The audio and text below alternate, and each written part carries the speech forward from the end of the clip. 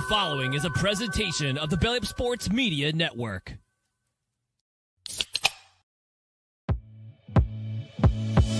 You have to play your way out of being on Hard Knocks off-season. Learn Chinese, buddy. Konnichiwa. It's a me. Calling my shot now. They make the playoffs next year with Sanders as their quarterback. Steph Curry walked so Caitlin Clark could run. The cup should go back to Canada, where it belongs this next go-round. I like to suck on him a little bit first. Make sure I get all this all out. Where was Nick Foles on January 6th? Hey, everybody, what is going on? It is Tuesday night. That means it is time for another edition of Craft Brewed Sports. I'm Mike. With me, as always, is Scott. Scott, I apologize. I meant to upload the new version with the quieter music this week, and I forgot. So, whatever. It's okay, dude. You're here. We're here. I'm happy. How was your sports weekend? It was great, man. It was a good sports weekend for me. I got to watch the Reds do something until Chase Burns went to Boston. It was a good run up until Chase Burns the first inning. U.S. won in the Gold Cup, moved on. So yeah, good weekend, man. How about you? Happy Canada Day. That's what I got for you. Happy Canada Day. I watched the little 45-minute doc they threw up there on Netflix about Rob Ford. Good stuff. Remembering, I'm like, we may be about to usher in fascism, but we didn't have a mayor on crack. I mean, up there in Detroit, they tried. Kwame tried, but he's not quite as cool as Rob. I love Happy it, man. Canada Day. Happy Canada Day. Good to see you, man. Mookie is here. Mookie, how you feeling, man? I How was mean, your sports weekend? it's also Happy Poutine Day, too. Let's not forget that part about it. Sports weekend was all right. It was fine. Better than Man City's, though. Yeah, Rob. I mean, Rob. my God. Just Boy. woof. Of all the upsets. Remember when Holland couldn't help but trip out of bed and score a goal, and now might as well just not even be on the pitch. That was the only part of my 4-leg parlay in that game that hit was Holland scoring. Every other leg in my parlay lost. So that was fun. In a way that's impressive. Because, with that match, I was expecting it to be I was expecting it to be, you could have flipped that result and the PSG Inter Miami result, and I would have bought that more than what actually happened. And yes, Gabe also pointing out, happy Bobby Bonilla Day. Yeah, great stuff going on today. Scott, I can't believe you didn't mention Bobby Bonilla Day. We had plenty of time to get to that, but I wanted to make sure that Canada got its love. I'm sorry, guys, for not giving you guys the cup, and we love you. Help us. So please. But yes, happy Bobby Bonilla Day. Don't get better than that, right? Why do I look so fuzzy? I was trying to figure out why you look so close. Yeah, that's what I was saying. I don't understand what's happening here. The old guy FaceTiming us. I'm like, your head got really big this It's episode. possible at this point. I mean, I guess I could go farther, but now we're just getting the wall in here and all kinds of weird shit's happening. It's no, man. This is just Professional podcasting right here. Bobby Bonilla Day, everybody. Happy Bobby Bonilla Day. Oh, and Rick DiPietro Day too. Or yeah, Rick DiPietro Day. Is that real? I don't think that's real. Try it again. No, it's not Rob. It's Rick. Right? It is Rick. He corrected it later. Yeah. Okay. But I wanted you to say the last name again because you stumbled. DiPietro. It's a me. He's learned. He's learned. I wanted the me. DiPietro. We got an awesome show tonight. We're going to talk about whatever the hell the Dolphins are doing in NFL free agency here off season. I don't know what is going on down there in Miami. Bizarreness happening in the Dolphins front office. I also want to talk about EA Sports bringing back it's in the game. Popular game with another rival also throwing their hat into the ring, which we'll talk about that. There's rumors that the NCAA tournament is expanding as early as next season, so we'll get into that. We've got to talk about Mookie's new favorite basketball player of all time, Malik Beasley, and this gambling scandal that he's caught up in. Also, I saw robot soccer, and we got to talk about that. So we'll get to all of that. Before we do, though, let's talk about these beers that we were drinking tonight. As always, we rate them on Caesar's scale. Dog or no dog. Scott, what is in your mug tonight? Rated dog or no dog? Drecker is back, baby. This time they're coming with their Perdios, which is their peach ring candy fruit sour. Ooh. And as always, they have gimmicks on the can. And as soon as I saw it, I was like, well, I mean, one, it's a sour I haven't had, so it sounds amazing. But they've got peach slushy mix, and our favorite, apricot. Oh, a little apricot in there. Yeah, this one comes in at believe 6.7%. It's a dog. It nails this. This is one of those, if you are apprehensive about sours, because I told my wife she should try the watermelon vanilla sour. I'm like, oh yeah, you'll like this. Her face puckered up. I'm like, oh yeah, if you don't like sour, maybe not. But this is one of those where the flavor is what it says it is. It tastes like drinking just like a peach drink. Do you remember? For those who know, if you know, you know, peach Faygo. This is it. This tastes like peach Faygo. So it's extra summertime in I don't Ohio. know if that's a dog or not, but it It's a dog when you're 40 and it's got booze in it. Like I feel like maybe I should be drinking this with a brown paper bag wrapped around it, but Oh, that's awesome. Mook, what do you got in your mug tonight, dog or no dog? So I've been planning this and thinking about it and leaning in, Oh no. hoping it got better. Oh no. Look, man, I tried to run the whole barbecue play this weekend, and it was fine, just fine. But this Bud Light Lime is no better on just a normal afternoon, evening. Unbelievable. Yeah. Unbelievable. You brought a Bud Light Lime to the show. I did. Yeah. Because again, here's the reality. Like, I brought Bud Light Lime to the pool party, and for some reason took it home. And it was standing between me and all the other beers in the fridge. I was like, you know what? Let's just see what happens. And this is happening. Not a dog. I want you to admit on the show after last week where you and Scott both were like, Bud Light Lime, pretty good pool beer. We went to a friend's house this weekend, went to his community's pool. Mookie brought Bud Light Lime, had a Bud Light Lime at the pool. Mookie, what did you say about that Bud Light Lime at the pool? Not that good. I don't know. I don't know if they changed the recipe or my taste changed. No, it's Bud Light Lime. It wasn't good before. Scott, the problem is it tastes salty now for some reason. And I don't know why. It doesn't make any sense. Truth be told, I haven't had a Bud Light Lime in like 3 or 4 years. Right. Like something's different, man. Like, I don't know. Maybe this is like a COVID hangover. Like, we all lost our taste buds, never caught back the Bud Light Lime taste. I don't know, man. But yeah, never again. Except for tonight. Well, yeah, right.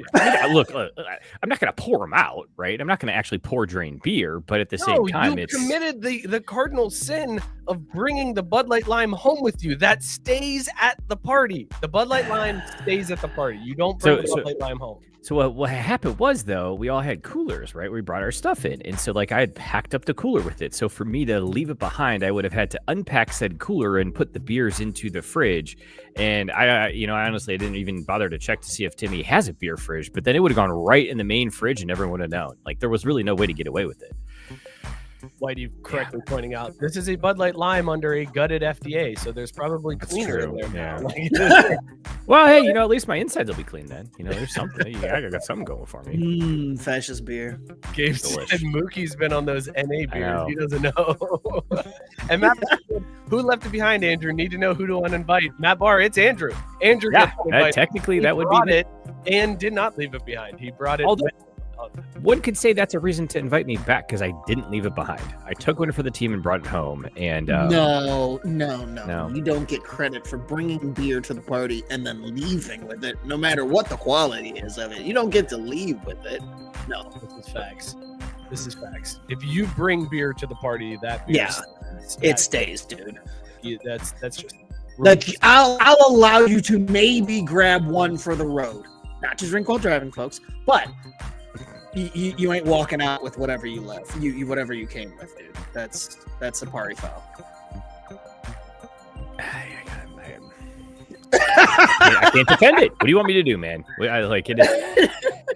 It's a horrible This is mistake. Learn and grow, Mookie. That's all you can do at this point. Learn and grow.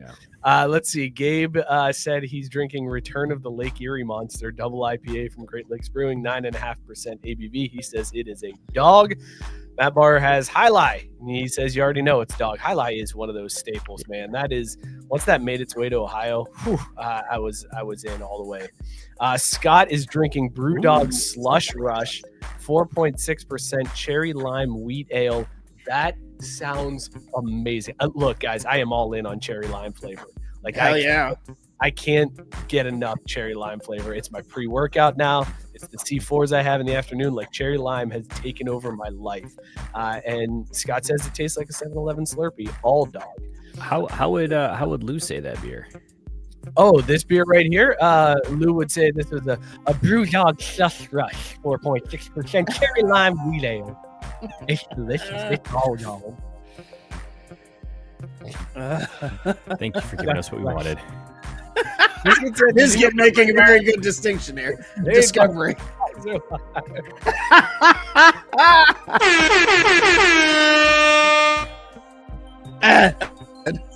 Uno, dos, tres, cuatro. Well played, Scott. Well played. That's amazing. That's great. I was ready to go with this one. Just Quick, we need a 9/11 reference. There it is. Complete the circle. Count it.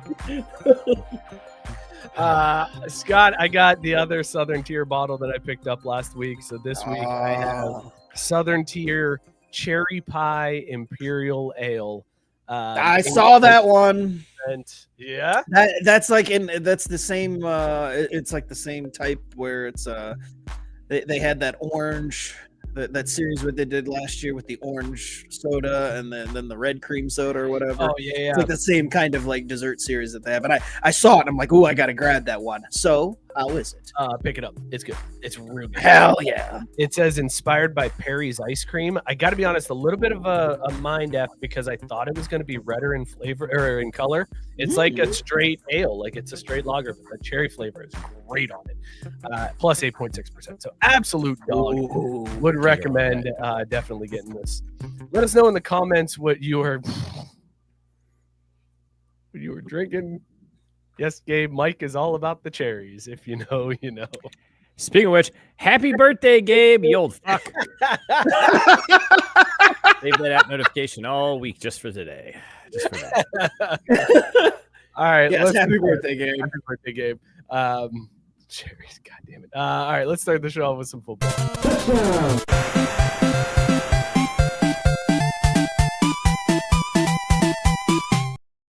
I don't understand what the Dolphins' plan here is because this week they traded Jalen Ramsey and Jonnu Smith to the Steelers for Minka Fitzpatrick, and then like a day or two later they make a trade with the Giants, and the Giants unretire Darren Waller and bring him out and send him to Miami. So Darren Waller is coming out of retirement after citing health problems where he was in the hospital for 3 days and couldn't like eat on his own and couldn't go to the bathroom and like couldn't get out of bed. And they're like, you know what? Wake his ass up, send him to Miami. And he's like, okay, I'll go. I don't understand what is happening. It's bizarre. I don't know how this makes the Dolphins any better. I don't know how it makes the Steelers any better. All around, just confounding trade. Scott, what did you make of what the Dolphins did this week? Felt like the Steelers were trying to do the old Eagles dream team thing, only with like B level, much older, less dream teamy type players. They're like, hey, remember this name? Bring him in. Remember this guy? He's here too. Remember when Smith was with Arthur Smith in Atlanta? Hey, like let's bring that back. I don't know what they're doing, and I mean Mike Daniels is like, cool, I freed up a spot. Let me go get it. A retired guy? I don't know. What a bizarre set of moves all the way around for like you said, for both teams. Didn't make anybody better. I'm lost. You know, you got it's like the Steelers pushed all the way in. They pushed all the chips to the middle, but I don't know. Like it's like the smallest stack. It's like the last gasp. It's really weird. Like they won themselves like another 3 big blinds, basically. Yeah, they're low chip pile, and then they're just like, yeah, haul in, fuck it. Well, like the thing that's craziest about it is like Minkah Fitzpatrick at least has 2 good years left in him, and more importantly, like he was the locker room. Like I are they making room for Aaron's big ass ego? Is that what this is? Like it doesn't make any sense whatsoever unless it's literally a way for them to be able to claim reset. But then why do you say, I don't know. It doesn't make any sense. The Steelers don't claim reset. The Steelers have never claimed reset. Mike well, Tomlin yeah, of course they don't claim it. He's never had a losing season. Mike Tomlin has not had a losing season. They don't reset. They pick in the middle of the draft, and that's what the Steelers do. It's insane to me that they're like popping off and getting rid of and now rumors are circulating that TJ Watt's not happy, and TJ Watt may be requesting a trade. Like all of this, bringing in Aaron Rodgers, trading Fitzpatrick, this all could have alienated your best player on the team. What the hell are the Rooneys doing, man? Like none of this makes sense to me. Mook, do you think that's what it is? Do you think the Steelers, bless you, Scott. Do you think it's the Steelers just going full on reset, like trying for a high draft pick? I mean, what else can you really claim it is? Like if you look at it, where is their strength besides TJ Watt? Like their defense was pretty good last year. Their running game was all right, but like there really isn't anything to build around. So yeah, maybe you pull an NBA here and you just go with a bunch of expiring contracts, move TJ Watt for some draft picks next year, so that even when Mike Tomlin stumbles himself into a 500 record, you're still going to have some high draft picks to try to build somewhere. I don't know, man. It really, you know what this is? This smells to me like shit that the New York Giants would do. That's what it feels like. Saying Pittsburgh alienating their best player. Who do they think they are? The Bengals? That's but even the Bengals signed someone mispronounced Jamar Chase's name this week, and I was like, oh my god, I got to remember to do that on the show. Jamer. They re-signed Jamer Chase and T. Higgins. So like even then the Bengals still got that part right. Did you guys see the video that went viral of the dude that blew up Jamar's spot on the airplane because I did. For him? What the hell, man? What a petty bitch. I love it. Mook, some guy like ran into Jamar Chase in the airport, asked him for an autograph. Jamar said no. Because he doesn't have to, because he's an adult and he can be like, no, I don't want to sign an autograph. So then as the guy was leaving the plane, he was videoing and he went to Jamar's row and he was like, hey, it's Jamar Chase, everybody. Say hi to Jamar Chase on your way out. And he's like, should have signed that autograph for me, Jamar. And then kept walking off the plane. It was like, what the hell? Like, that wasn't worth a Google. Doing, man. Right. Like, okay. Yeah. Great. You pointed out that Jamer Chase was on the plane. Like, big fucking deal, man. All right. So the Steelers, we don't know what they're doing, but what the hell are the Dolphins doing? Because they get rid of Jonnu Smith and replace him with Darren Waller, who retired. Like, he retired, and Darren Waller's best year doesn't come close to what Jonnu Smith did last year. Mookie, I'll give you three guesses. Do you know what Darren Waller was doing last year instead of playing football? Story time at the local library. No. Oh, shit. Second guess. We sing silly song, sing along. Incorrect. You can tell you're in baby mode. I know, right? No, I believe you guys said something about he's trying to get himself a music career. He had a music career. So we're gonna play a little game with you, Mook. Oh boy, this is gonna be a game. I'm gonna say a phrase, and you tell me if this is just a phrase or a Darren Waller music, like a song that Darren Waller wrote. Okay. All right. So we're gonna go with the first one. Mind games. Is that just a phrase or a Darren Waller song?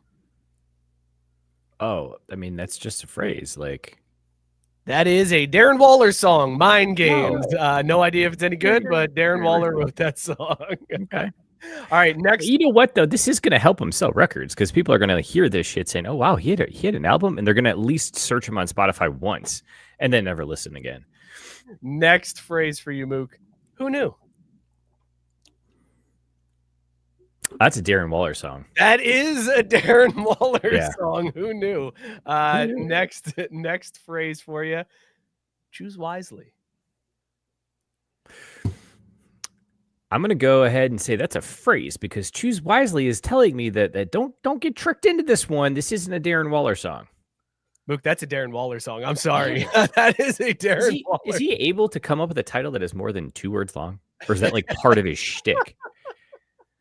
Well, let's see. Let's see. Give it up to God. This is totally Stoner Mike went to high school with. Yeah. Mm-hmm. Also known as Darren Waller. So you're saying "Give It Up to God" is a Darren Waller song? Has to be. Yeah. That is just a random phrase. What?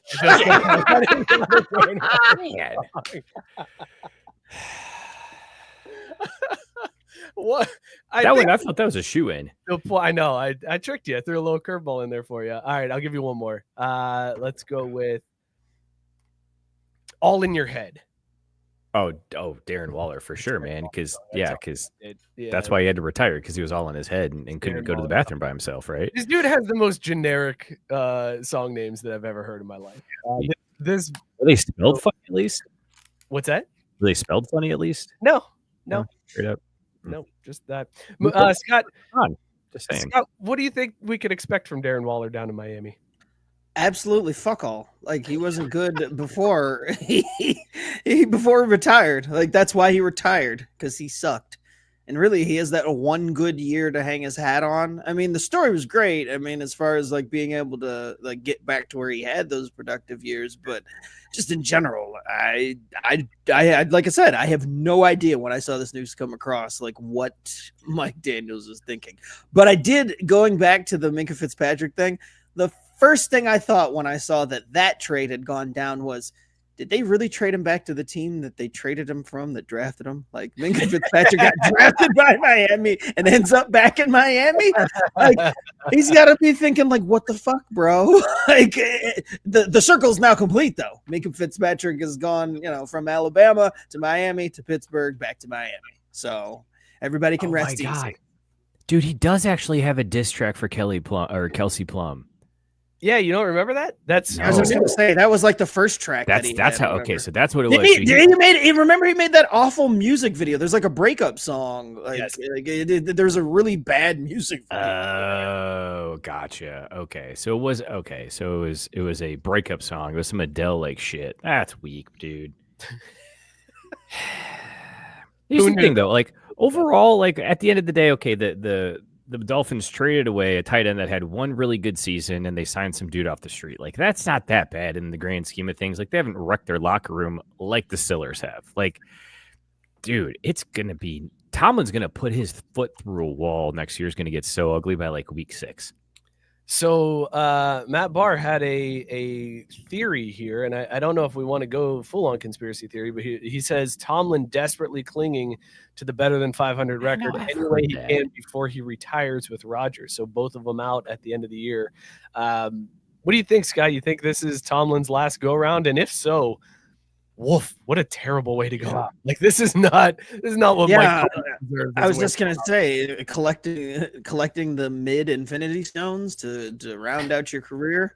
I don't think that's the move. But also, if anybody thinks that this is the like end of Mike Tomlin, like no, this is not going to be maybe the end of his Pittsburgh tenure. I could see that. I was gonna say, I think that's what it more likely is. Yeah, but I was just gonna say, there's no way I think that he's done coaching. There will be some NFL team many NFL teams that line up to pay that man. So, Mike, would you take this? Because Gabe put it out there. Gabe, don't you put that in the universe. Don't you dare put that in the universe. No, Mook. But if he gets a natty first. Yeah, he gets a natty, and then I have to hate Marcus Freeman because he's coaching the Steelers. No, I don't. But he got a natty. I claim no negative energy from this comment. I don't. Hard pass. There's not any part of me. I would if he gets rather two natties, but then he goes to Pittsburgh. Yeah. That's I can't do it. He almost Alaska Center did it. He was like, "Wait, you're gonna impose them, but it's gonna be later." Wait a minute, we get All no right. food stamps now? All right, I can see that. Okay, hold on. So you're telling me I get a break like after I get elected again? Well, in that case, right? Two natties, but then Marcus Freeman goes to Pittsburgh, and I have to hate Marcus Freeman because he's the Steelers coach. I can't do it for two natties. I got to be honest, because I'm gonna hate him. Like I'm gonna despise. Well, yeah, him I mean, Pittsburgh. So I need no less than 4 natties. To holy trade. Jesus, my man, 4 natties. Give me 4 natties. Make him. It's a dynasty at that point. Anybody could come in and step in and just pick up where we left off because everybody just wants to go there. Yeah. How's that working for Alabama, huh? Dude, I learned who the coach of Alabama was yesterday with that college football deep dive. Yeah, that's right. I learned who college the football, coach... the video game, folks. Yes, the video game. Like I learned who the head coach of Alabama was. I already forgot his name. Have no idea who that dude was. I was like, Frank DeBoer. That's who took over at Alabama. Oh, okay, cool. It was that cat from Washington, right? Kalen DeBoer. Ah, shit. Not Frank DeBoer. I mean, that's like partial credit, right? He's like Frank DeBoer. You got the hard part too. You got the last. I know, name. right? The weird. I should. You know what? I should just stuck with Coach DeBoer, obviously. Yeah, there you go. You could have just said DeBoer, and everybody would have been like, "Wow, Mookie knows his shit." Not I know, Frank. right? Yeah. Frank DeBoer is a plumber in upstate New York. He's not. Frank's probably his dad. Alabama. Frank loves himself a cold cut sandwich, though. I tell you what, Frank loves. Frank wears tracksuits. If your pipes are clogged, give Frank DeBoer Plumbing a call. 212-625-8834. Frank DeBoer will unclog those pipes. It's me, Frank.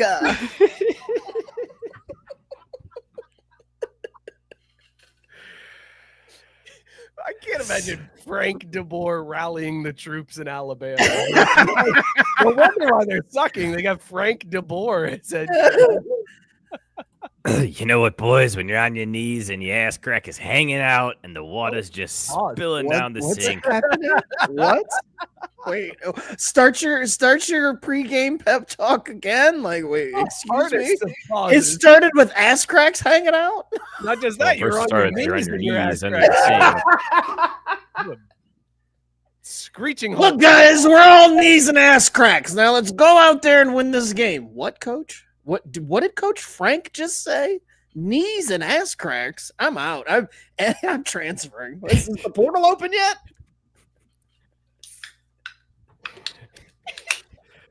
Continue, Mook. Sorry, didn't mean to interrupt your pregame.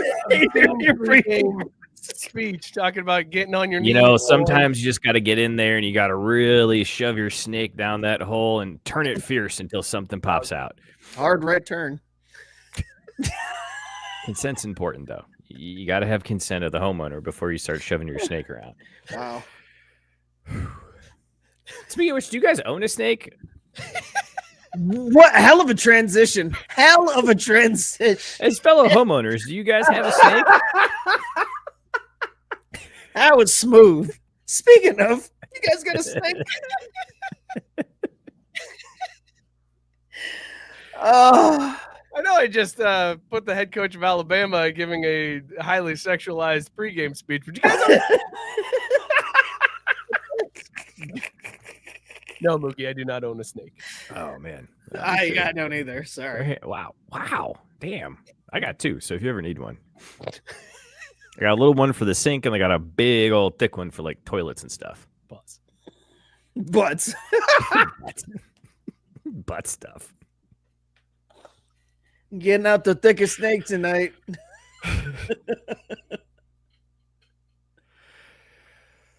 Oh, what are we doing here, man? What are we doing? When you need a big, thick snake, call Frank. Big, thick snake, call Frank. Are you tired of your husband using his skinny little mini snake on you? Call Frank DeBoer. My big, thick snake can clear out any pipe. Never met a pipe too wide for Frank DeBoer's massive snake. Oh my god, dude. Oh, Coach O was out here going viral. Oh man, wedding. Speaking of funny voices, Coach O was at a wedding of a former staffer and just decided to give a speech where we caught like the end of it on a TikTok where he just ended it with "Go Tigers," and then said something else, some random Cajun stuff, and then tried to take off his shirt and got stuck on the wrists, and it was absolute hilarity. But then they played awesome. neck. And I was reminded that if Neck is not in the next ESPN football game, we riot. Like that needs to be. you mean EA? But What did I say? ESPN starts making football games. I guess we'll look out for that too. God damn it! Also, it would be funny. You said that was on like Instagram, like this video of Coach O at this wedding or whatever. It'd be funny if the subtitles did that. It said "Go Tigers" and then just in parentheses Cajun gibberish. You couldn't decipher it, so it just says Cajun gibberish afterwards. That is the only thing that subtitles would show up as for Coach O. Like, okay, but that makes me think of like if you could have any really random fucking person like that. Like, obviously, I'm assuming that these people are, huge Tigers fans. Yeah, and there's probably It was a former staffer. It was a former Oh, coach. it's former staffer. Okay, but thinking about this in terms of like the staged Maroon 5 music video where they showed up at all those weddings and this. If you could have any random, thank you. If you could have any random like famous person like show up at your wedding like that, kind of like sort of what unexpectedly and do something of note, like who the fuck would it be? Oh, that's a good question. Yeah, like I can't think of anybody just off the top of my head who'd be like that'd be fucking awesome. I got one. Okay, go ahead, Mook. I'll let you go. Go ahead. Sean William Scott. Fucking Stifler showing up at your wedding. I'm here. That's my guy. I'm here for that. That's a solid answer. That is a good answer. I was gonna go with Icky Woods, and I would want him to just come in and that's do a good the one, Icky too. shuffle across the dance floor and then disappear, where people were like, "What the fuck was that? Icky Woods?" It just did the Icky shuffle and then like spiked some cold cuts and walked off the dance floor. What is happening? Icky I would Woods. go weird. Another man that loves a cold cut sandwich. Scott, who's your choice? Who are you getting random? You are, by the way, known because it's history on this show. Your wife actually invited Bronson Arroyo to your wedding the first time. That's right. Yeah. She was in the comment section inviting Bronson to the wedding. He did not show though, so I don't have that story. But it would have to be Obama. Like I imagine just Barack just strolling up in your wedding and grabbing the mic. Like that would everybody be up on the way in. Yes, it'd be the coolest shit ever. That would be pretty bad. You went big time though. That's big celebrity there. I thought you meant like BC. No, I meant like I said, like anybody just randomly shows up that you're not expecting at your wedding and just, oh my God, this person is here. Also, don't you dare do Stifler like that, like B C-list celebrity. Like, come on, I man. mean, I'm just saying, like, he laying low these days. The Like, Stiffmeister. he's not putting out any role models or anything else like that. Which he should. Underrated movie. Underrated movie. Oh, absolutely. That Wonderful movie's film. like one of the DVDs I still own. I mean, it's in a box somewhere, but I still. Hey, own but you got it. You own that. You are reserving space in your physical domicile for that film. Tyson saying Nicolas Cage. That's solid. I like that Pretty one. good one. He also take a look at that image that Tyson has. Yeah. Apparently, Show me your someone butthole. in Mardi Gras asking us to show some butthole. Okay. Sure, why not? Matt Barr saying he'd want John Daly slugging beers at the reception. That's a good choice, absolutely except solid. John Daly is showing up barefoot. John Daly is at your That's okay. reception barefoot because he golfs barefoot. Like that dude is just constantly barefoot and drunk. So I don't know if you want that. It's like just sort of walking in. You never know what that's smelling like. I don't know. I mean, hey, everyone's got a weird uncle. Might as well be someone famous, right? Matt Barr also correctly pointing out that Obama would be dapping up the melanated folks and shaking everyone else's hands.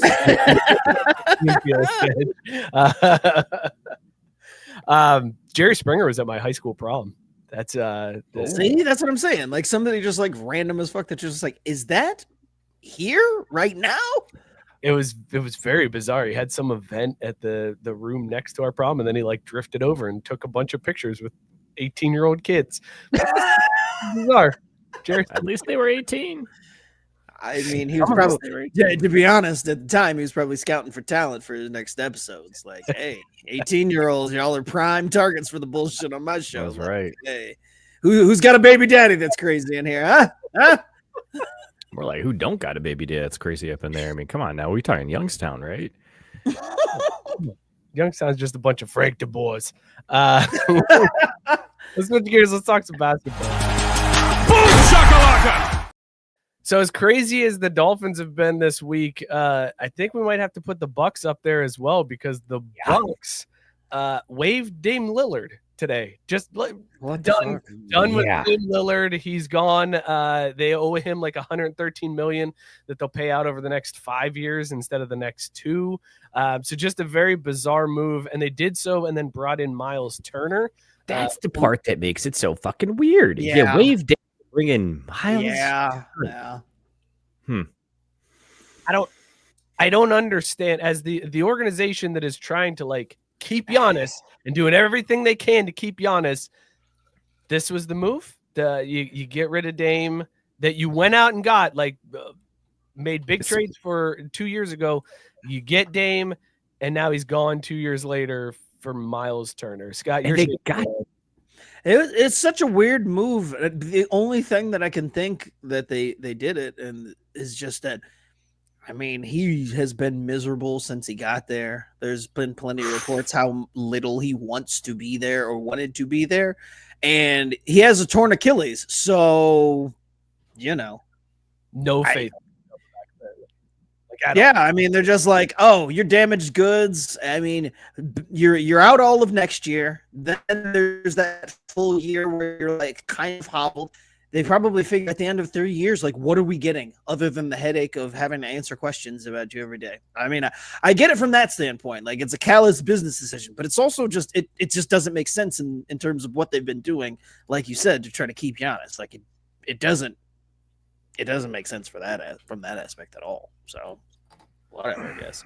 If I was listening on the radio on the drive home, and literally they're eating up almost $50 million in salary cap for the next 3 years. It's a whole lot of money to for see. Myles Turner and nobody. Like, I know the cap's supposed to go up, but like the only way this makes sense is that old like, well, I started drinking, so she dumped me, so I could be like, well, what's me? She broke up with me. You know what I mean? It's like they're pulling the move to try to make it look not so bad when Giannis does up and leave them, because they're like, well, we tried things. Like, that was the best we could do. Because the other part, I mean, I get it. Like, Damian Lillard was going to be out all this year, and then he's rehabbing coming into next season, so he's basically out of basketball for almost 2 years, and you're like, well, I hope he's still good. Not like what I just said or nothing. Weird. What? In fairness, Mookie was working real hard in the background trying to get the Dallas Cowboys random headshot. That's right, the backup Scott. So he was, as you were. Oh, was I fucking clipping out? You were a little bit, you're clipping a little bit now too, but it's not as bad as left side at least yet. Come back in. It's not as bad as on backwards K, but it's getting there. It's starting to. God tweak. damn this internet, man! I swear to fuck. Kick them damn kids off that Fortnite, Scott. Speaking of which, did you get your settlement check? No settlement check yet. Damn. I put in for that check too, man. Oh, I did. I definitely put in for it, but I nothing back yet. Nothing back yet. That was a quick one. I don't even know if my kids play Fortnite, but I was like, I'm putting in for this one. I'll sign up for an account right now. Gabe had chimed in, and we got to get to this one. Luke, I saw you try to put this one up. Yeah. Maury, Jerry Springer, Dr. Phil, Sip Chug Drainpour. Scott, I'll go to you first on this one. This is easily drain pouring Phil. Got to get him out of here. Drain pouring him? Yikes! You're drain pouring that fuck right away, Dr. Phil. Yeah. And then I'm chugging Jerry. I love me some Maury. Maury is the super. Like I spent many a summer mornings back in my single days, nothing else is on, back-to-back marathons of Maury until I felt pretty horrible about my life and got up and did something. But there ain't nothing better than watching those psychopaths on Maury get you. And I'm like, bring them out.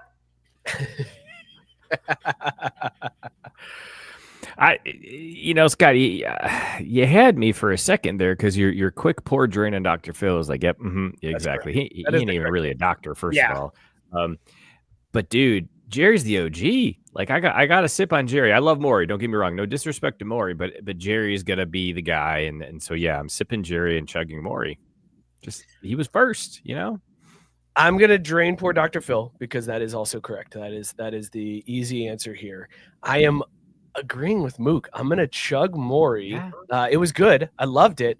I am sipping Jerry, and here's why I'm sipping Jerry over Maury. Simply for the different range of the show. Maury was very similar. Lie detector test. Are you the father? It was very similar. Jerry would all of a sudden have a little person who's in the KKK. And I'm like, well, that's something I didn't expect to see on a Tuesday at 11. Awesome. Like the randomness of the topics that popped up on Jerry Springer were hands down make it the easy sip for me. And that's fair. I'm not even denying Mookie's point about him being the OG. If there wasn't, Jerry Springer crawled so that Maury could walk, I totally agree with that. But between the celebrations from all of those fathers who weren't, that's fair. The different celebrations, like you bring up the different type of guests, but the different type of celebrations we saw when they weren't the father, or the devastation when they found out that they were, I felt on both sides. And the fact that I felt like Maury was slightly more engaged. Like Jerry let the show happen organically around him and just kind of like, hey, bring him out. And then it just kind of happened, right? And he was just kind of the conduit. I felt like Maury was kind of like the, like the me of it. It's like, oh, you're not the father, but also like, like, isn't that real shitty? Like Maury, like used to try to get in there and start some more shit. So I kind of like that. Like he took it that extra bit for me. That's Scott likes fair, it because, but hang on, I'm sorry, Mook. That's fair, but in Jerry, the crowd took it an extra bit because at the end they would bring everybody back up and they'd take questions from the crowd. It was always some dude that was just like, "This one's for the fat cow at the end," and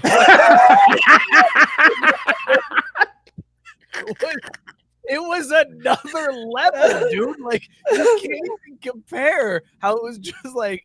The crowd was ruthless on that show. Well, think of it this way. Without Jerry, we don't get the Steve Wilkos show either. That's a good point. Even though I'm not that big of a fan of the Steve. Well, yeah. It's still. He was better. Yeah, I was just going to say Steve. He was. He played a good Robin. Yeah.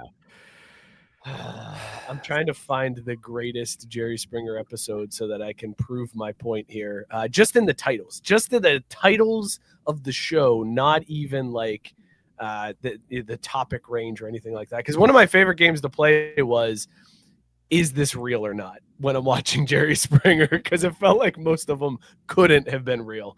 Let's look at some of the comments here on this one. Whitey said, Drainpour Dr. Phil, chasing it with a turd, sipping Jerry, and chugging You're Not Father. Maury. Hell yeah. Matt Barr is sipping Phil, chugging Maury, and drain pouring Jerry. Jerry walked so everyone can yog, but why would you drain pour him then? The disrespect. Yeah, but the idea that you're sipping Phil, like Phil, fuck that guy. Yeah, he turned out to be a horrible human being on top of we found out that he was basically like setting up every guest he ever had. Fuck that. I mean, not that Maury didn't. Did Matt just not understand the assignment? Is that possible? No, he understood the assignment, but then he did follow that up by saying Dr. Phil once had the guy from Bum Fights on there saying he exploited poor people for money, and the Bum Fights guy dressed Dr. Phil and said he did the same thing, and it was poor. he also gave us Cash Me Outside. How about that? I mean, yeah, he does. He owes us for that. Right. I was just going to say, it's Baghdad Barbie. Like, nobody celebrates that. Biscuit says he's draining Phil. Fuck that guy. He's sipping Maury because he became all about who was Daddy. Chugging Jerry because he was awesome. He had fights. Andy could write a check. Nods there. And then Tyson saying sip Jerry, chug Maury, double penetrate Dr. Phil. Oh boy. Cash me outside, girl. Bad Bobby can stay. Scott, I don't know how you can pick Maury over Jerry when this episode that aired September 15th, 2008 was a gay mobster and a tractor guy. That was the episode. That's I had amazing. so many questions. So were they together or were these just two separate stories? I don't know, but how about one leg, gay guys, and a babysitter? That is another episode. Okay. It was a Jerry Springer title. You know what's funny too is I think about this. For me, at least, the timing of all of these comes into play too. Dr. Phil was always 4:00 in the afternoon. Like, ain't nobody got time for watching that bullshit, right? For me, Maury was on in the mornings. Like, that was the I don't have to go to work till this afternoon, and I have nothing else better to do from the time I get up until about 1:00. So, marathon of Maury. And then Jerry was always the late night. Like, damn, there ain't shit else on, but I'm gonna watch these back-to-back episodes of Jerry and probably fall asleep to it and stay up too late getting caught up in some crazy ass shit. So the timing also comes into play. Syndicated, but even when he went syndicated, Jerry was still the king, man. He was on in the middle of the afternoon. Like, I'm not saying they won, but I'm just saying, like, for me, like, the times of day, like, it corresponds with how I feel about my sip, chug, Drainpour. It doesn't change it. It's just like, and that thinking about the times that were accessible for those three shows for me. Let's not overlook the fact that Jerry was the mayor of our fair city here. Like, there's something to be said about a man who had some legitimacy to his podium. You know what I mean? Come on, show some respect. Okay, actually, let's change the game real quick. April 11th, 2007. Uncle Stash shot the Easter Bunny. And this was a Jera episode, right? That was a Jerry episode. That one aired right after A Hoe in the House. AKA that's Tuesday a pretty solid episode on that show. It's 3rd and 2. Sip, chug, Drainpour. Which one of these guys you would vote for to run for office? Well, one was actually elected to. That doesn't mean you'd vote for him, though. I mean, I'm pretty sure I'd vote for Jer. Like, there's no doubt I would vote for Jer. I don't know anything about Jerry Springer's politics, but I feel like I align pretty closely with Maury Povich. He seems like a good dude. I think. Yeah, I'm not voting for Dr. Phil for anything. Having Connie Chung as like first lady of whatever office I'm voting for here, I'm on board. So I'm gonna sip Maury for my vote. Chugging. Wait, Jerry. Maury's married to her? Yeah, right? Isn't he? That's Google number 3. Caesar. Google that. I'm pretty sure I got my fact. It seems that you are correct, sir. Oh, actually, wow. So first he was originally married. Now tell me this is not a match made in heaven. Maury Povich and Phyllis Minkoff. I mean, they just sound like they belong together, right? And then he married Connie Chung in 1984.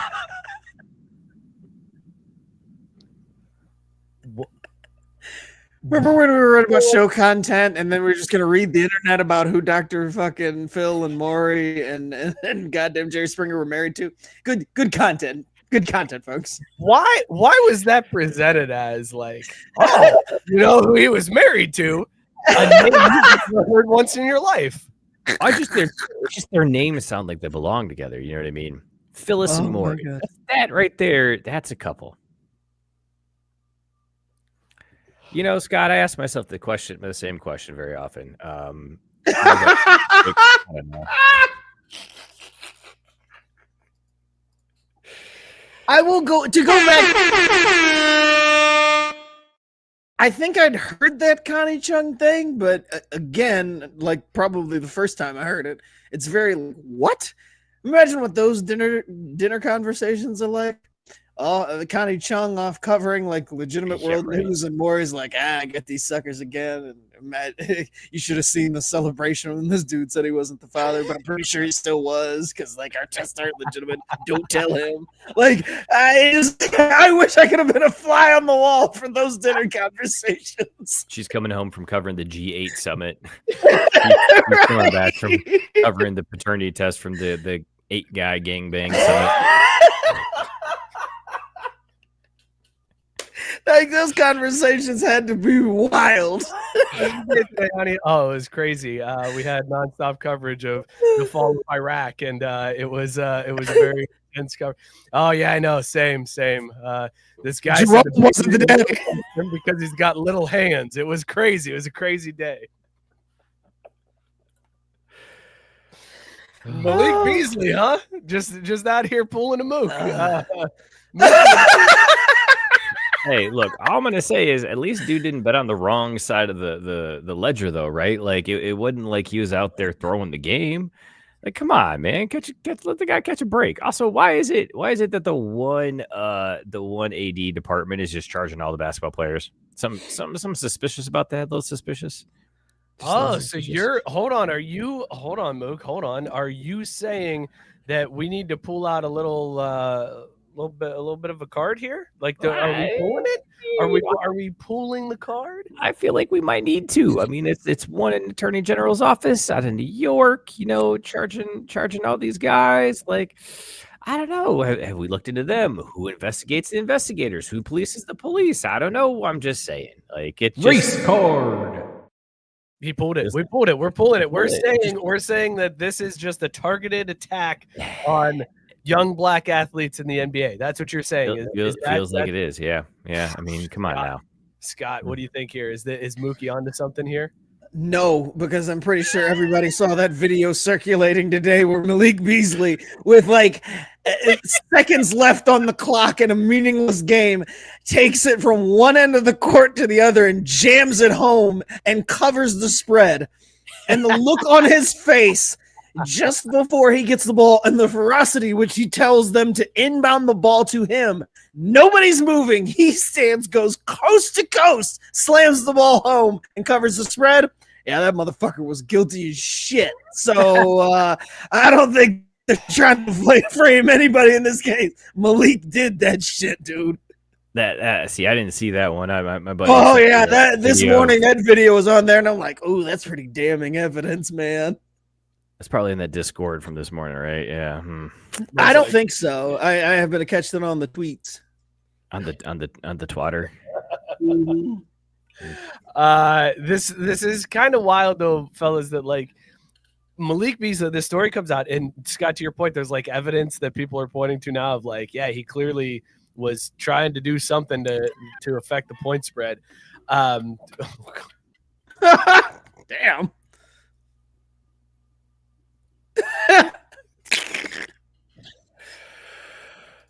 Oh man. Did you see Roberts from earlier, Mook? Besides that one, earlier Roberts said, "Oh God, Mookie is only here so Mike and Scott Well, can potential sponsors that the show supports the Special Olympics." Look, in 2025, this is what it is. This is where we at, people. But hey, equal opportunity. Woo-wee. Mook, you've been fascinated by the Ace Bailey story. So if you don't know what happened here, Ace Bailey was projected to be like the number 3 pick in the draft. He decided he wasn't going to work out. He knew where he wanted to go. For some reason, he wanted to go to Washington, which is a weird. Right, because people care what he thinks, right? Put that off to the side for a second of a player wanting to go to the Washington Wizards. That's a bizarre statement to say in the year of NIL 2025, but here we are. A player wanted to go to the Washington Wizards. So he didn't work out for anybody prior to the draft. He just stood there and he was like, this is where I'm going. I'm not playing anywhere. I don't want to go anywhere else. And there was apparently backdoor deals in place. Utah got wind of it, and Utah said, that ain't happening. Ainge decided to put his foot down, and he drafted Ace Bailey. Like, where are you going to go? So now Ace Bailey has to go to Utah or sit out the entire season and re-enter the draft. But Mook, you were fascinated by this when it was happening. You were all about this story in the group chat. Oh, it's fascinating me. Well, because first of all, Danny Ainge, and my favorite part was when the guy said, shit, I'm gonna screw it up, so I'm not even gonna say it. But Danny Ainge pulled this same shit with the Jason Tatum draft, where what's his name, Conkle or something or whatever. Basically, he did the same stuff where he heard two teams trying to make a backdoor deal or whatever. It was like, I think was it the Nuggets at the time, but two teams were going to, all right, you draft him, we'll draft him, we'll just swap. Which again, like, I was like, why don't you just trade the picks ahead of time? But then it's the salary cap, all that stuff, I guess. I don't know. And basically, Danny Ainge bluffed these people like he's going to slide up and take the pick. And so they had to figure something else out. So Jason Tatum ended up sliding them at 5 anyways and see how that worked out for him. Yeah. But dude, like, who does this kid think he is? First of all, you're coming out of Rutgers. Like, you should be to be drafted in the top 5. Like, what are you doing here? Second of all, like, this is the NBA. Like, you're going to get drafted or you're drafted. You're slotted. It's a guaranteed contract. Like, what's the issue?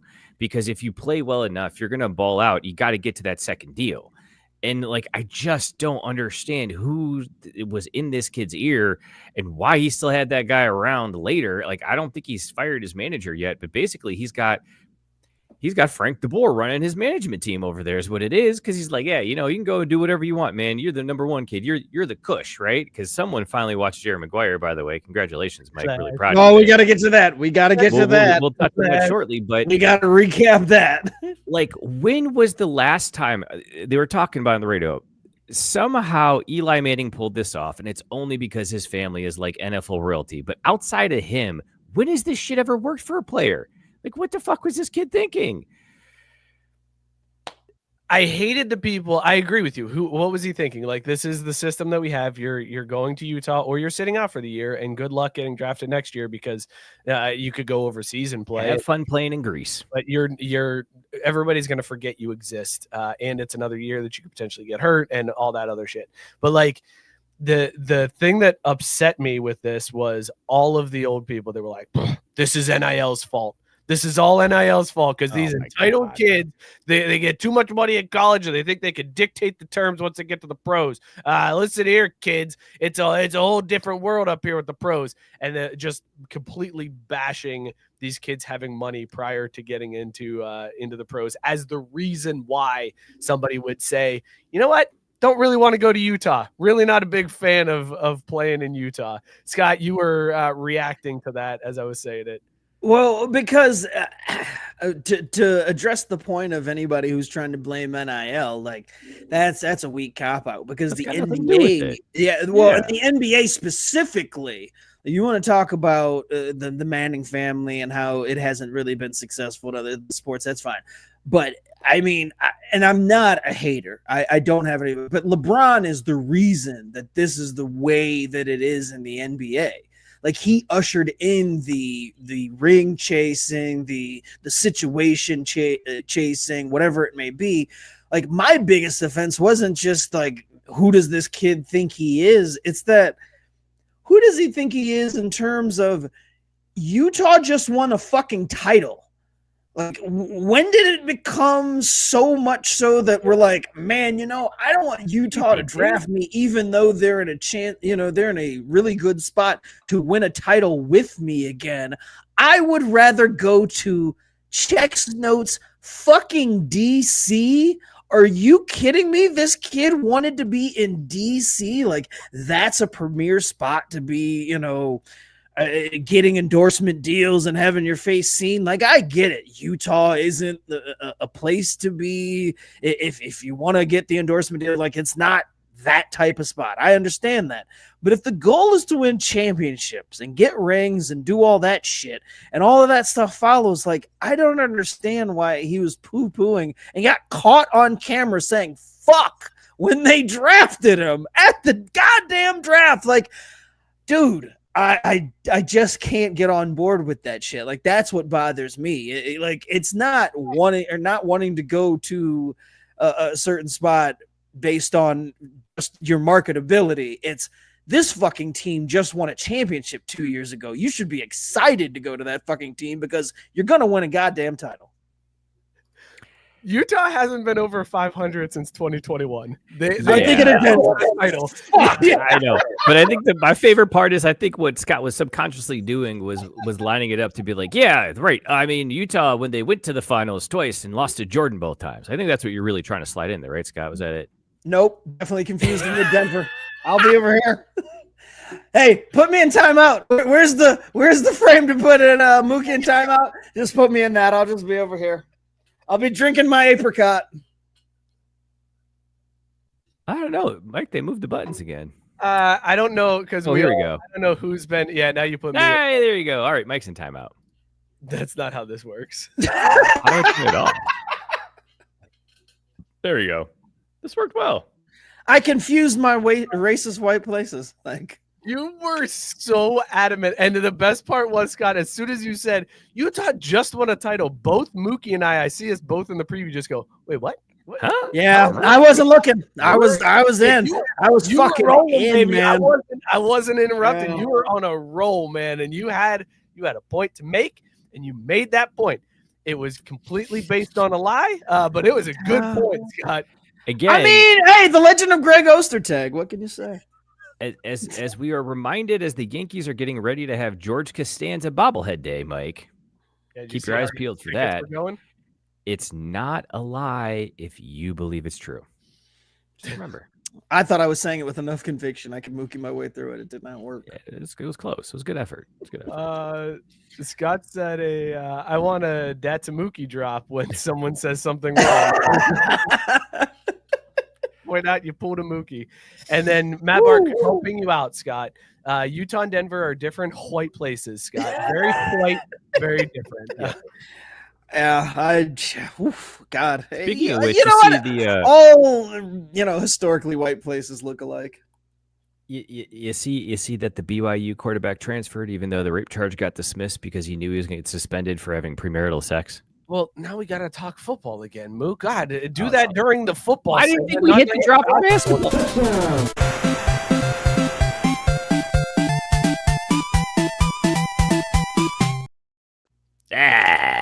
Yeah, I saw that. Boom shakalaka! Beautiful. Basketball. Beautiful. EA Sports Scott announced this week that March Madness college basketball coming back. They said possibly 2028 is what we were looking at for the release of EA Sports college basketball. They said upwards of 730 teams to be included. Holy shit. In the team. That's insane. Yeah, very crazy. There's going to be mini games like they have in college football. Scott, you made the comment when this news broke, when you have 2K basketball at home, or we have 2K basketball at home, and the 2K basketball was the EA Sports college basketball. You are anti EA Sports, right?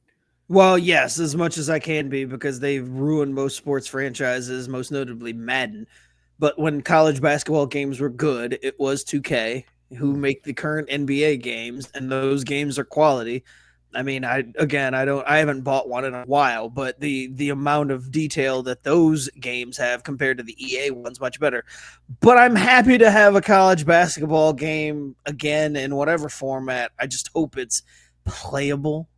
Because like EA's games were, their last college basketball games were all right. And I just want to be Xavier. I mean, like the idea that I can be the head coach of a team that constantly has to turn over its players, and I don't even know who's playing for my team as a coach.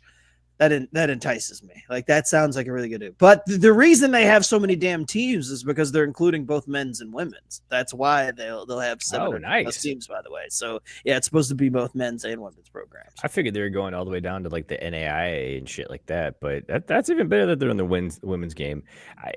I just really hope that they, again, I think college football this year did a really good job with the stadiums. I hope they do the same with college basketball because I feel like it's almost easier to get it right, like do a really good interpretation of the arenas, but we'll see. Like, man, I really wish they had the Be a Pro mode in college basketball because there would be nothing more rewarding than be my tiny, unathletic self playing like in Cameron indoor and just getting smackdown. I don't know why. I just feel like that'd be really entertaining. So your wildest dreams of like put me in a video game is you as yourself playing at Cameron Indoor and getting beat badly. That's your dream. Yeah, I don't know why. I just feel like that'd be fun. It'd feel realistic. It feels like it's close enough that it could have happened that like it would be worth playing. Okay. It's funny that you say that though, because I saw somebody else like tweet out a GIF earlier, and it said, "Me in my third season demanding more NIL money," and it was just some guy in a fur coat like clapping on the sidelines of a college game. Like me with my created player, in my third season. I'm like, that's pretty accurate to how it goes now. But like again, if they can, recreate all of these stadiums and arenas the way that they are in real life in today's games, like Xavier very firmly got the like second-rate treatment on the last time college basketball was a thing. So if they're gonna replicate the Cintas Center in all its glory, fuck it, let's go. Like even half unplayable, I'm in. Would you maybe say, fuck it, let's ball? Or we ball. Damn it, Mookie. That was the Utah version of me fucking up right there. It really was. Yeah, I really jazzed it up there, huh? That's the Mookie. Scott, you said you just want a college basketball game. You just want a game, and if it has to be EA Sports, it has to be EA Sports. But what if I told you might get two? You might have two college basketball games, because in response to EA's announcement, did 2K come out and say we're doing one? 2K released the following statement saying, quote, 2K is the undisputed home of basketball games. We have a strong history with college hoops and are exploring exciting new ways to bring athletes and schools to life. Class is in session. And but see, this underlines what we've needed since about 2005, when the exclusive licensing thing became a thing. EA scooped up Madden, and the basketball thing went to 2K, and it kind of just, everything fractured. But at the end of the day, we were left with one from like each company, and the competition and the admiration between the two companies is what breeds success for the gamers. So like, if 2K is like, oh, fuck you, EA, you're not going to step on our shit, then that means let's bring it. Both of them are going to be giving their best effort on this. Because here's what I'm hoping for, Scott. What I hear here is a door creaking open. Because let's say they go, you know what, both of you, go ahead. We want two college basketball games. Both of you take a shot at it. And 2K knocks it out of the park. They knock it out of the park because they do college basketball games, and they just kill it. And then they go, you guys want to take a crack at college football? And then all of a sudden the door's creaking open, and now 2K is stepping into the college football world and bringing back what you were me saying ESPN earlier. They're bringing back ESPN football, but at a college level. And then Madden sees, the NFL sees what Madden is and how it's stalling, and they see what 2K is doing at the college level, and they go, you want to take a crack? This is our foot in the door to get 2K football back on shelves. So wait, are you saying that things are better when there's like two things or two parties participating? Is that what you're trying to get at? Preferably more than two. But preferably more than two. Yeah. I would love to see that though, because wasn't 2K, didn't they have the helmet cam back in the day where you were like in the helmet trying to play the game? Yes. It was so terrible, but it was like this. If someone could get this right, it'd be fucking awesome. Terrible. NFL 2K was one of 2K5. 2K5 is like the undisputed Terrell Owens on the cover. This greatest football game I've ever played. It is. And you know how good it was. I am a Madden head, and to me, Madden 05 is like still the pinnacle. But every time I ever saw anything from 05, and I think I played it like once or twice. I never owned 2.5. I was too dedicated to Madden. But every single time you're like, man, I want that. I wish I had that in Madden. Like it was very much the experience of having an iPhone. You're like, oh man, this is the name brand that everybody knows. But also I wish I had features that like all the other things had. Like that's what it was like being Madden in 05. You're like, holy shit, 2K is doing all of those things. Madden's great, but I wish they were doing all those things too. I just the helmet cam wasn't what it could have been. The game, I'm not dissing the game, I just mean that specific part of it. But I feel like that's where it jumped the shark though, because I feel like they invested so much in trying to get the helmet thing to work that they didn't have a chance advancing the other features, and that's just when EA lapped them. Because wasn't Madden 05, wasn't that Ray Lewis was on the cover? Shit. Oh, that was Ray Lewis. Okay, when was Eddie George on the cover? That was 2002, I want to say. Also, to be fair, I can't remember what drops were played, so don't tell me I'm gonna remember other shit. Scott, damn. Look Thanks, at Matt. these graphics, bro. Oh, that's spot on. 2K5. I mean, seriously, even in 20 years later, like that Chris Berman looks good. Wait a minute. What is I know this? the Tagovailoa thing is like Tagovailoa? bullshit on the side, but look at the graphics on the right and the Berman graphic. Like that's more. Yeah, what I'm going no, I here. mean, seriously, like everything, like I said, everything about it, like playability and just the features and everything, like 2K really did run circles around Madden, here's how you know it was that good.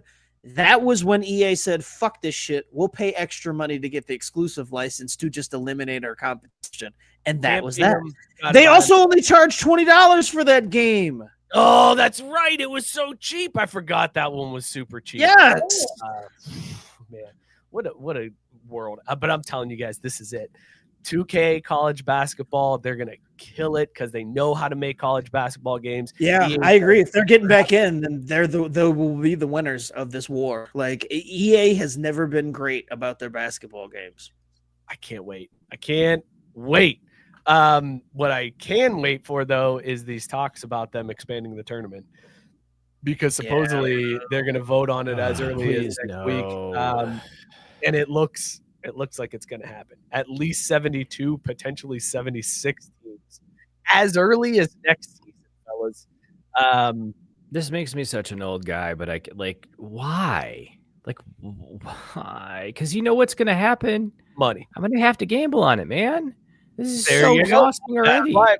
Because it's more TV money for the NCAA. Now they got to pay kids part of the revenue, so they got to recoup some of that. So let's expand some of these games to get some more TV revenue in here, get some more revenue generated, get more ticket sales. It's undefeated. Because, Scott, you even see that they came your beloved sport too, right? Did you see that latest CBA update? For baseball? Oh, wait, hold on. No. It might help if I play the drop. But hey, as they say in hockey, let's do that hockey. Thank you. They added 2 games to the NHL regular season, did trim the preseason, but will now have 84 regular season NHL games coming up. I think, what is it, Tyson, 2027? Since I know he's going to jump all over me on that one. Oh, no, not Tyson, JB, who apparently doesn't listen to this active in Discord. They NFL'd it and just took they away NFL'd it, preseason games. That's lame. They did also actually add another provision too, limiting the length of contracts. So you can't do this whole like, I'm going to pay you $80 million over 15 years. And then another one that I thought was interesting, and I really would like our hockey expert and then a guy who just loves Petty's opinion. Sorry, those are both Scott. They changed the rule where in the NHL previously and currently, you're able to actually remove a guy's salary from your salary cap if he's on long-term IR. And so what they'll do, a la Chug this year, park a dude on the injured reserve, not have to count a salary against the salary cap, bring in somebody else under the cap, a la Brad Marchand. Then you activate him for the playoffs because his salary doesn't all of a sudden count against the cap. And so you actually can exceed the salary cap in the playoffs to make that playoff push. Good move, bad move to eliminate that loophole. I think good move. I don't like when teams in any sport like abuse whatever loopholes. Like, granted, I'm fine with teams finding them and using them. You got to close them shits. You are against teams using loopholes. I know. That's interesting. You wants loopholes closed, he said. You, Scott Kaiser, are never paid for a child that was born to him. Teams using loopholes. I mean, unless it's hiring black people to make sure that you get extra draft picks in the NFL draft, then that's fine. Yeah. That's different. No. Yeah, that's the start of where I was going. Was you the guy who loves the fact that San Francisco 49ers will get a minority coach promoted so that you can just stockpile third-round draft picks. Yeah. You, the guy who purposely uses the self-checkout line so that he doesn't have to scan all his groceries. You, the guy who skips out on every hospital bill you have ever been given. You don't want to see teams using loopholes like this. Okay, rewind. I'm fine with everybody using the loopholes, but they should be closed. Like, you can't be stupid about it, right? Like, it's whose fault is it if they're allowing this to happen? It's the leagues, right? Yeah, so the loophole should be closed, but until then, abuse on, playa. I can't help but, Mike, think something's fishy that the day that bill passed the Senate, Scott changes his tune. I feel like we got a Sell out. our hands here. Yeah. Very pro-management after something strange going on over here. Hey, look, at the end of the day, we're all Alaska senators. Am I right? Gabe said Scott with the ice statement. And Barr said Scott is a Republican. The rules apply to everyone except me. Hard right turn. I've always said if I ever get that money, if I ever get that status, hey, authoritarianism, woo, I'm in. All right. Rules for thee, but not for me, baby. Wow, you really are going Alaska Senator. Hey, sorry about them snap cuts. That's going to be a bummer for you guys. From Alaska. We get midnight baseball games and snap benefits. Hey, and you get to gamble on when the river will melt. It's fun too. So to wrap this topic up, oh boy, I did not have Scott heel turn on my 2020. Look, it's always right there bubbling beneath the surface. Like I long time again, I'm a man for the people. But if I ever become a man above the people, I will stay a man above the people. I think what we're really getting at the heart of here is Scott is long ago, instead of trying to get more, he's just trying to keep what's his. That's all it is. You know what I mean? I'm trying to make very little, to be fair. Very little. Well, yeah.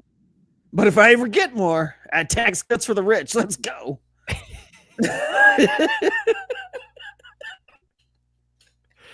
Maybe that might be what this is after all. Maybe that's what this expansion of March Madness is all about. Tax cuts for the rich. How many of those Big Ten and SEC teams didn't make it into the big dance this year?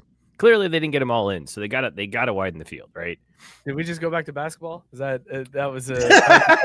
Yeah. I was ready to ask Scott. Boom shakalaka. Since we were in it, I had another question for Scott. But hey, as they say in hockey, let's do that hockey. Boom. Scott, how do you feel about the Panthers re-signing Sam Bennett, Aaron Ekblad, and Brad Marchand from that core?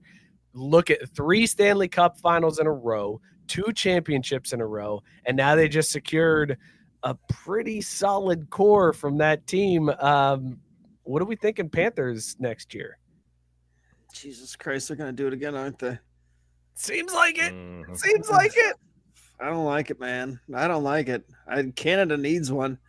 We got to get the cup back up to Canada before the cup doesn't exist. No more of these Mar-a-Lago championships, man. Yeah, well, No more. unfortunately. It seems, Scott, like we're in the dark timeline and Florida's going to win again. Like, they're at least going to have another run. Like, I was going to say they're going to be in the conversation for sure. I haven't looked up. Go ahead, Mook. I'm sorry. Go ahead. I was going to say, and on top of it, with a Russian goaltender to boot. Woof. Yikes. The darkest timeline gets darker. The Leafs just shipped off Mitch Marner, which again isn't surprising, but of all places, he went to Vegas. What's his name? That other guy from the Oilers made himself a trip down south to the Carolina Hurricanes.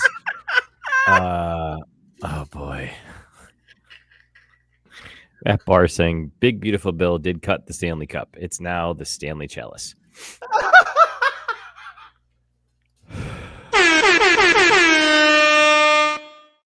Oh fuck! People are saying, I don't know. I think a chalice is a little bit more important than a cup. Oh my god! I was just looking at the odds for next year, Scott. Currently on FanDuel, the Florida Panthers are plus 700 odds to win the Stanley Cup. Next closest odds are the Hurricanes, the Golden Knights, and the Oilers, all at plus 850. So the Panthers odds-on favorite to go back. But the draft happened this week, Scott. That could always shake things up and change things. Did you see the highlight of the draft? The greatest part? The Mighty Ducks? Hell yeah! Yes! That's part of the draft. You kidding me? They reunited the cast. Well, two of the cast members, Marguerite Moreau and Joshua Jackson, reunited to pick the Anaheim Ducks pick. Go ahead, Mook. I'm sorry. Matt also chiming in saying it would be the Stanley Pimp Cup, but there's not enough melanated folks playing the sport to land that. He doesn't call it the Pimp Cup. That's not the words he uses for it. Not Matt Barr. Talking about Trump. Trump doesn't say Pimp Cup.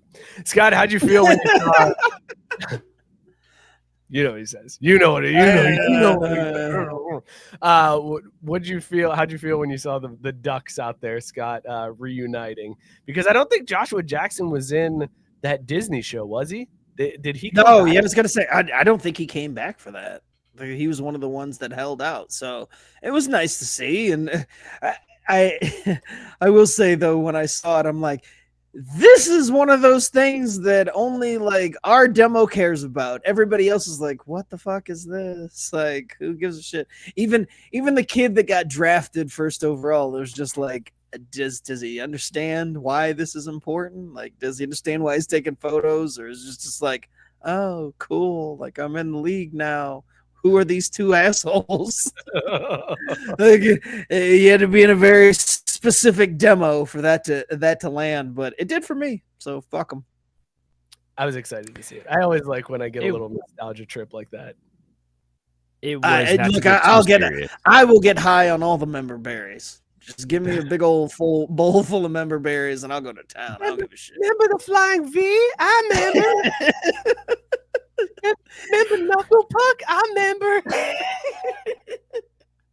Why does he sound like Michael Jackson in South Park? It's South Park. That's what the member berry sounded like. What are you talking about? Yeah, I thought that was a pretty solid member berry impression. Yeah, I was gonna say that was good. Ignore Mookie on that one. I knew what you were going for. Thank you. All right, that's now we've reached enough hockey talk. As much as I love talking member berries, let's get back into basketball. Real quick. Boom shakalaka! We got expansion in the WNBA, fellas. They announced 3 expansion cities. Cleveland's getting a team. Philadelphia's getting a team. Detroit's getting a team, all starting. I think it starts in 2028 when this expansion kicks off. And then each year we get another one out of those 3 teams. Cleveland, I believe, is up first. And then I think it goes Detroit and Philadelphia. The W is expanding. That's a good sign for the league. And as Dickie V would say, we probably have Caitlin Clark to thank for this because he is not happy that they have voted her the 9th best guard in the All-Star voting, and Dickie V was pissed. And if it wasn't for Caitlin Clark, Cleveland wouldn't have a WNBA team coming in here, all right? So you should be down on your knees thanking Caitlin Clark for what she's done for this sport. I mean, it's kind of true, though, right? Like, I mean, honestly, this league, it wasn't even that long ago, like 3 years ago, maybe, that they were talking about the league going bankrupt and having to be, more financed in order for survival. She comes in, and I don't understand why everybody is so angry in the sport, like so angry. Like, I get it. Don't get me wrong. I understand the race component. No, we don't have to go there with it. Like, I totally get all that.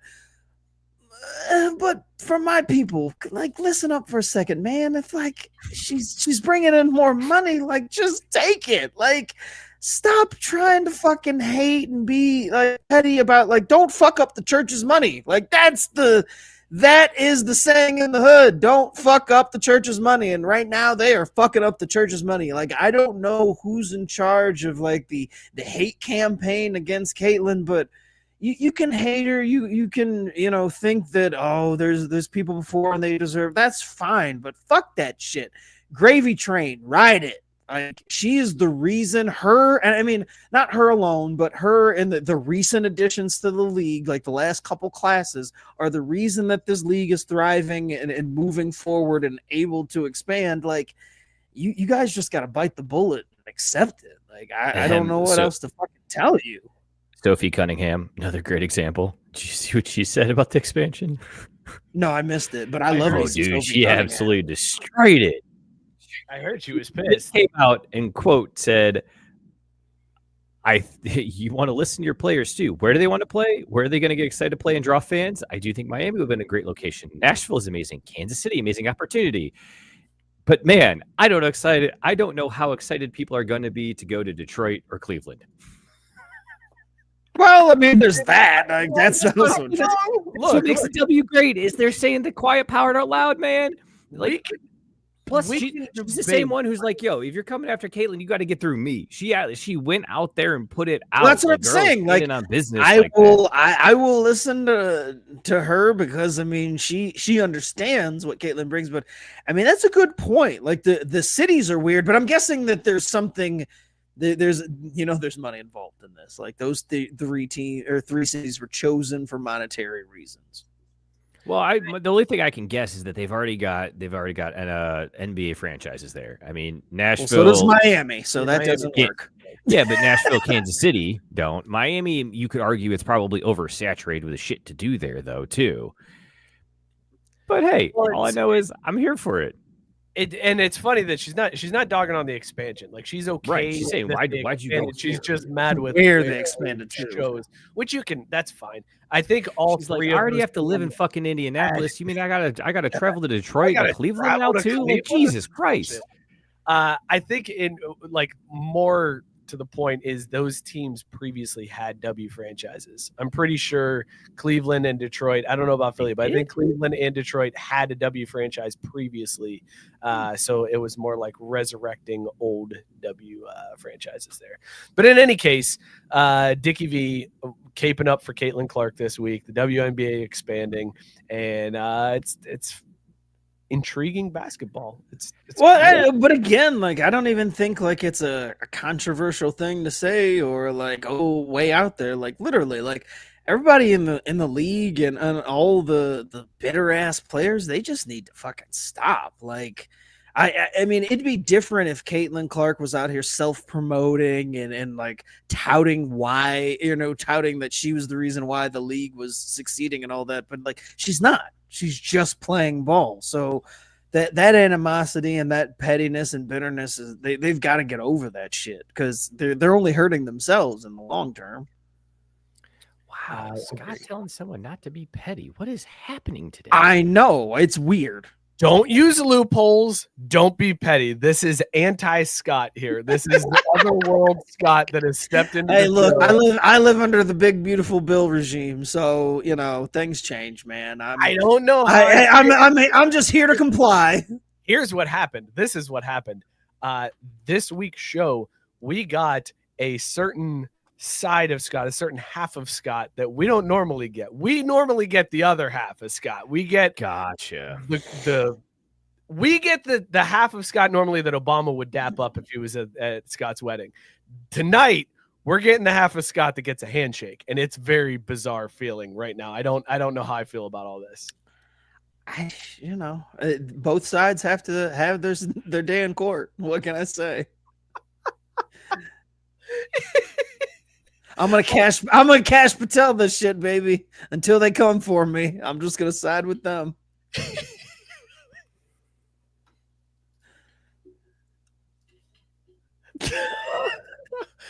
What is that? Mookie just went crazy eyes from Daddy on us in the preview. I was trying to figure out. I swear Sophie Cunningham was dating someone who just got drafted and said she beat him in 1-on-1, but I might be misremembering. And then Scott just blowing my mind.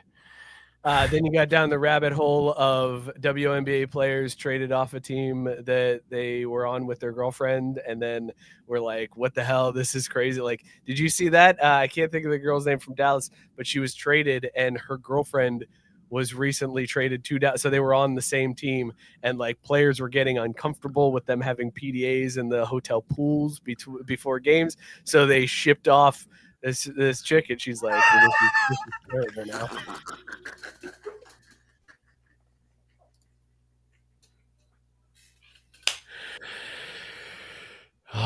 Biscuit saying next week Scott's beer will be Bud Ice. But the only thing he didn't finish it with is that, did you know the same people that make Bud Ice, it's Budweiser Ice? Like, that's the same people. Like, that would have been the only thing that would have capped that off better. Thank you, Biscuit. God, I can't believe We're out. For Craig. Oh, he backed it in. We're going to overtime. I was about to play it, but first I was going to give Biscuit his due. So I wanted to give the air horn in there.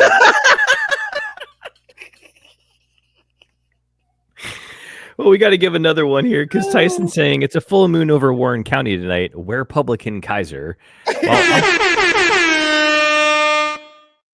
While also having a Sean Diddy Combs avatar that says the Edmonton Baby Oilers.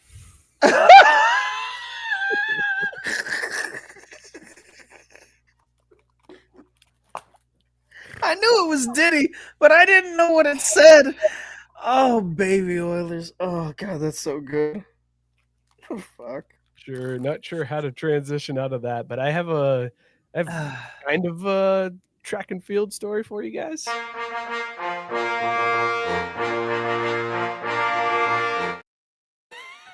So U.S. sprinter Chris Robinson went viral this weekend because he was running in a race. He was doing the hurdles, and during the hurdles, his dick popped out. Dick and balls.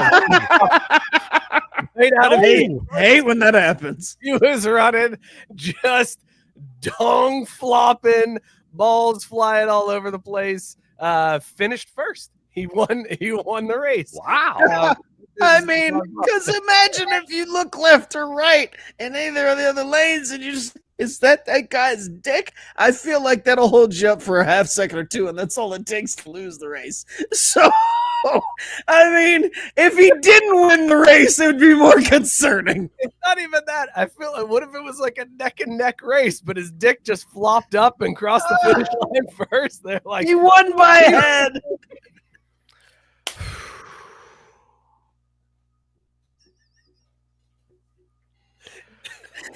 It'd be the first headline in America says, won by just a tip.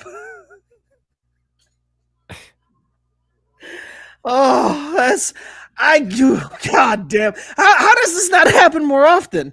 I mean, these runners are out there like from all over the world. All these African dudes, all these other countries, giant dicks. You figure that this would happen more often. This is why they wear the 3/4 shorts most of the time, I feel like. This is the 3/4 shorts. These are very short shorts that he's trying to put up, but everybody else. Yes, he is. I mean, like, his looks like a fucking diaper. Like, GD. Like, look at the white guy over to the right. He's like, nah, that ain't happening to me, dog. Like, I got extra protection for this. Look at how long these fucking shorts are.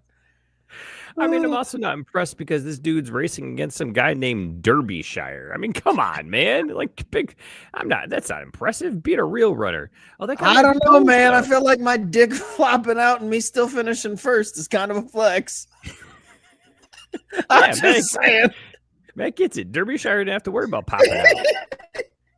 Scott speaking over here with authority about big old dicks in the track. Hey, we talked about that pole vaulter in the Olympics whose dick disqualified him because it hit the pole. Like, this dude, it helped him. It helped him win the race. Like, that's.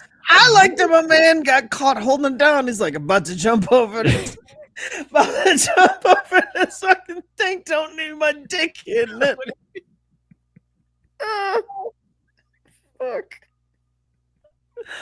Well, the best part about this, fellas, is that after this went viral, the underwear company Shinesty has they said they've been looking for a model for their new Magnum pouch ball hammock, and they have reached out to Chris Robinson, so he got an underwear deal out of this whole thing. There you go.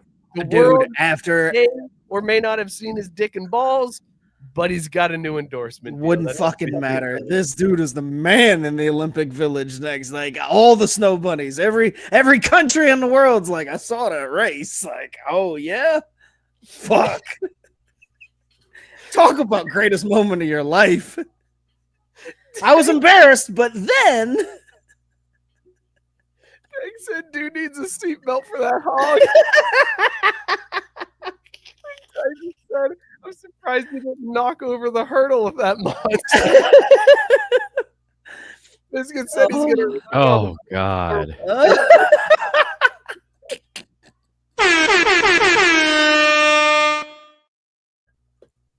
I mean, I hope my man isn't running the relay though. Not like that's not the baton, my guy. Like, get your fucking hand off that. Baton's right here, goddammit, not that low.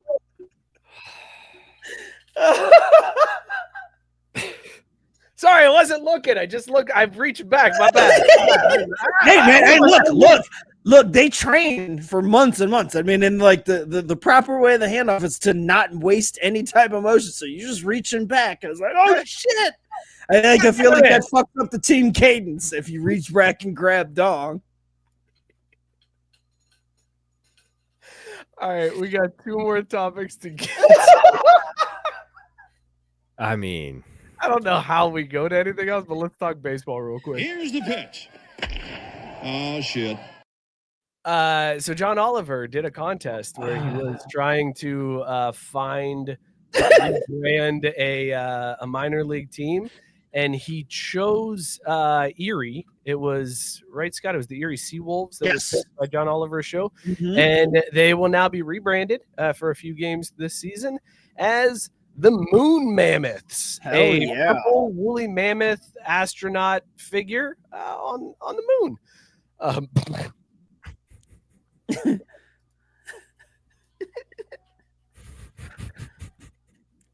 It's fire. Brewed Sports. Reach back and grab dog. Moon Mammoths took on a whole new meaning after that last segment. Yeah. I was like, this might work well as a TikTok. Brewed Sports. Reach back and grab dog. You might work well as a TikTok clip. I don't know. Still, you never know. Oh my God. You never know. Moon Man. This is amazing, though. Fire. Amazing. Fire. All the way. Yeah. I can't wait to see when they actually come out the unis, though, man. I feel like this color scheme is just going to be chef's kiss. It gets fire, too. I'm on board with it, but why? Where did this come from, Scott? Yeah, well, no, when I saw it, I'm like, this is one of those ones that you can't explain. They just were like, hey, what would be cool? Like, this seems like a mushroom-induced creation. I mean, moon mammoths. Who in the world would think a woolly mammoth with a fucking space helmet on? Like, everything about it is just weird, but I'm here for it. Like, it's awesome. Have you ever seen the shit that plays to John Oliver's audience? Like, yeah, mushroom-induced voting is absolutely spot on here. Ooh, man. Gabe with a great question. Moon mammoths versus booty divers. Booty divers. Yeah, booty divers still wins because the name is just perfect. And the execution, I think, was top notch. They still got to deliver here. Yeah. All right. And real quick, Scott, before we stop talking baseball, did you hear that ESPN and MLB have rekindled talks? I saw that earlier this afternoon and did the exact same thing. Just chuckled. I'm like, oh, both of them are that desperate, huh? That sounds about right. Like, dude, to be fair, live sports right now is rough. Like, it is rough. Live sports, they're hard to find, and I don't feel like I have any incentive to do it. Like, It used to feel like, oh man, I'm missing out. You know, I'm gonna be the one who's not in the know. And now it's just like, oh, I'll catch the highlights tomorrow morning, and I'll be shocked if anybody else saw or heard anything either. Like, nobody seems to follow live sports at all. Well, ain't shit to watch right now. That's the worst part. We're in that dog days of summer, and without at least baseball on ESPN every once in a while, you're stuck watching. But I mean, even like through the whole finals for the most part, like I feel like I heard a decent amount once it got to the end games in both NBA and NHL. Like, people were paying attention when it got towards the end. But prior to that, all through the playoffs, all through these games that counted and mattered, I mean, maybe I heard something about it, but like the next day could catch the highlights and people still were just like, whatever. What do we got going on over here, Mike? What you doing? What you got over there? You should be a good partner and listen to your co-host as he's giving an explanation. Well, I just set up for the next portion. I was just gonna say, why would you call out like how things work? Like, that's not how. You guys fucking new here? Come on. An easy transition after I've been talking, but you just like ignored his whole thing that he said. Just dismissed everything. Scott, I apologize for the unprofessional behavior of our co-host here. It's cool. The white side of me has come out most of the night. I understand. It's fair. Fair enough. Well, let's really bring that white side out of you and let's talk some soccer.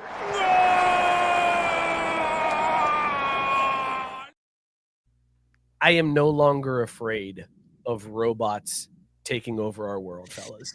There is no longer a fear that we have to worry about robot overlords because China had an AI autonomous robot soccer tournament that happened this week where they programmed AI and had robots play soccer. And this one gets carted off. Like, even the carted off of the field. Like, there is no fear that a robot is going to take over the world. I've been worried about AI where I'm like, man, I don't know. This AI stuff, this might be a problem. They might be able to come get us. Like, there's all these stories about AI. There you go. Rather kill a human than shut itself down. And then I see these robots playing soccer where they get carted off the field. No worries about AI taking over. This robot's done. Here they come again with another stretcher to stretcher out a robot playing soccer. Fellas, this is the funniest damn thing I've ever seen. This is funny, but I caution you because this is what the robots want you to think. Like, sure, we're laughing now, but when they're ruling over us and doing things that we're like, well, we saw you in the video getting carted off, and like you look like you couldn't even play soccer. And they're like, yeah, well, you're humans, you're morons, you fell for the propaganda. Like, I'm not falling for the robot propaganda. Like, look see, Mookie's all in. Like, he's already thinking about how much money he can place on these guys, and I'm thinking this is all a ruse, man. This is all a goddamn setup. And when they're shoving us into the gulag, I don't want to hear anybody, but they were supposed to just be so goofy from those soccer videos. Like, I'm not falling for this okie doke. Fuck that shit. This is bad. This is like the programmers never actually saw soccer and only watched kindergartners played soccer, and that's the algorithm they fed into this AI. Yeah. Except for programming to play soccer is a lot harder than programming to kill. He's so pissed. Keep that in mind. Programming to kill is a lot easier than programming to play soccer. So y'all fall for this okie doke all you want, but this is what they want. The AI is like, yeah, just lull them to sleep with how stupid and incompetent we look. And then when we're shoving guns in their backs, they'll never know. Not here for it, man. Not happening to me. Talk about these fears that we were. I'm John Connor in this shit. I'll be the leader of the resistance. As always, we rate our beers on this show on Caesar's scale, dog or no dog. John Connor, what were you drinking tonight, dog or no dog? I was drinking Drecker Brewing Company's Perdios, which is their peach ring candy sour. Dog, like everything, like it just peach puree, peach goodness, all in a can. Like, I know I said that it kind of tastes like peach Faygo, but that was underselling it only because this has much more flavor and like authentic to peaches. So it's a dog. It's so good. That's all I think whenever I hear peaches. Yeah, I was thinking about getting my peaches from Georgia and Justin Bieber. That's that shit. Oh, dude, why you gotta Bieber it, man? Come on now. Sorry, that's where my mind goes. I'm like these millennial kids. I don't know. That's a bummer. Just like my beer, Bud Light Lime. A bummer and not a dog. Not a dog. I was drinking Southern Tears Cherry Pie Imperial Ale. It is an absolute dog. This is fantastic. Yes, Matt Barr. Thank you. I was going to mention that. We got a Discord channel now. Facebook was doing some weird stuff with groups, and people were just getting locked out of their groups, and they were disappearing. And I didn't want that to happen. And I started up a Discord, and I prefer it over Facebook. It's way... the idea of a live ongoing chat that I don't have to be constantly engaged in and can just chime in at any given moment is the most amazing thing ever. Until someone shames you for not reading a post. Sheesh. Well, yeah, but only if you miss one moon. You go to the Discord and then go into another channel and don't pay attention. Like, yeah, then you get shamed. But the shame is minimal unless that's your thing. I mean, what if that's just how you operate? You move around this world, man. Shit, no one's blaming those robots for doing it. Matt Barr said, "Boo, Mookie. Mookie was shamed. Take a drink."